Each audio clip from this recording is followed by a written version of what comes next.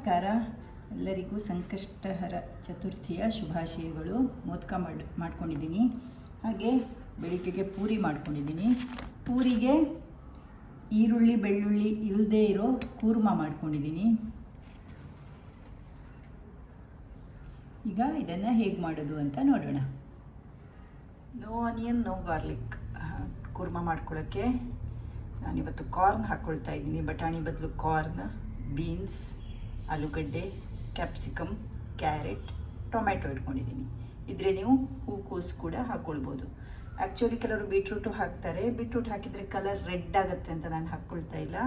ಹಾಗೆ ಇದು ನವಿಲು ಕೋಲು ಕೂಡ ಹಾಕ್ಬೋದು, ಸೀಮೆ ಬದನೆ ಹಾಕ್ಬೋದು, ಎಲ್ಲ ಚೆನ್ನಾಗಾಗುತ್ತೆ. ಯಾವುದೆಲ್ಲ ತರಕಾರಿ ಇದೆಯೋ ಎಲ್ಲ ತರಕಾರಿ ಹಾಕ್ಕೊಂಡು ಮಾಡ್ಕೊಳ್ಬೋದು. ಕೆಲವು ತರಕಾರಿ ಇಲ್ಲ, ಇದ್ದ ತರಕಾರಿಗಳನ್ನು ಉಪಯೋಗಿಸಿ ಕೂರ್ಮ ಮಾಡ್ತಾ ಇದ್ದೇನೆ.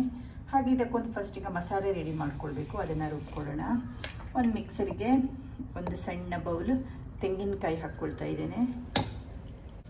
ಅರ್ಧ ಸ್ಪೂನ್ ಕೊತ್ತಂಬರಿ, 1/4 ಸ್ಪೂನ್ ಜೀರಿಗೆ, ಸ್ವಲ್ಪ ಸೋಂಪು ಹಾಕ್ಕೊಳ್ತಾ ಇದ್ದೇನೆ. ನಾನು ಒಣಮೆಣಸು ಹಾಕ್ಕೊಳ್ತಾ ಇದ್ದೇನೆ, 2 ಹಾಕ್ಕೊಳ್ತಾ ಇದ್ದೇನೆ. ಬೇಕಿದ್ರೆ ಮತ್ತೆ ಖಾರದ ಪುಡಿ ಮಿಕ್ಸ್ ಮಾಡೋಣ ಅಂತ.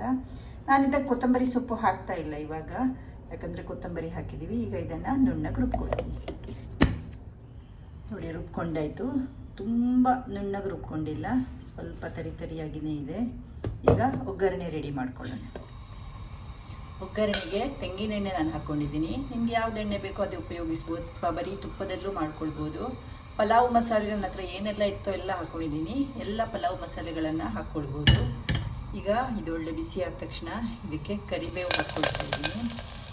ಕರಿಬೇವು ಹಾಕೋದು ಮೊದಲು ಟೊಮೆಟೊ ಹಾಕಿ ಸ್ವಲ್ಪ ಫ್ರೈ ಮಾಡ್ಕೊಳ್ತೀನಿ.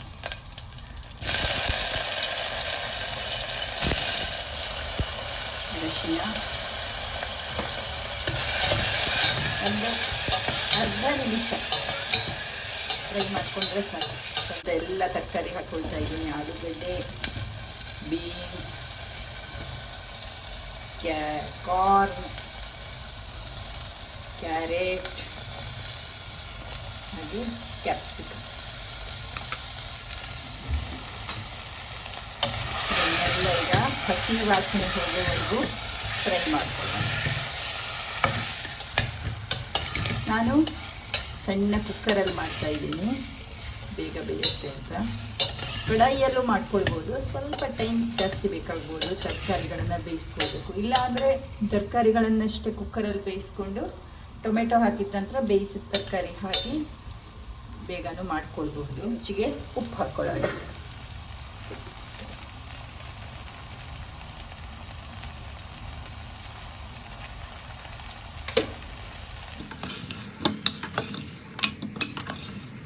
ಇದಕ್ಕೆ ನಾವು ಮೊದಲೇ ರುಬ್ಬಿಟ್ಟ ಮಸಾಲೆ ಹಾಕ್ಕೊಳ್ಳೋಣ.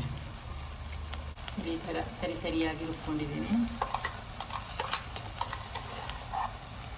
ತೆಂಗಿನಕಾಯಿ ಕಮ್ಮಿ ಇದ್ದರೆ ಗೋಡಂಬಿ ಹಾಕ್ಕೊಳ್ಬೋದು. ಥಿಕ್ನೆಸ್ಸಿಗೆ ಅದು ಹೆಲ್ಪ್ ಆಗುತ್ತೆ, ಹಾಗೂ ರುಚಿನೂ ಸ್ವಲ್ಪ ಡಿಫ್ರೆಂಟಾಗಿ ಚೆನ್ನಾಗಾಗುತ್ತೆ. ನಾನಿವತ್ತು ಗೋಡಂಬಿನೂ ಹಾಕ್ಕೊಳ್ಳಿಲ್ಲ, ಕಾಯಿನೇ ಜಾಸ್ತಿ ಹಾಕ್ಕೊಂಡಿದ್ದೇನೆ. ತುಂಬ ನೀರು ಹಾಕಬಾರ್ದು. ಈಗ ತೊಳೆದುಬಿಟ್ಟು ತುಂಬ ತೆಳ್ಳಗೆ ಮಾಡ್ಕೊಳ್ಬಾರ್ದು. ಮಿಕ್ಸ್ ಮಾಡಿ ಇನ್ನು ಮಿಕ್ಸರ್ ಪಾತ್ರೆ ತೊಳೆದು ನೀರು ಸ್ವಲ್ಪ ಹಾಕ್ಕೊಳ್ತಾ ಇದ್ದೇನೆ.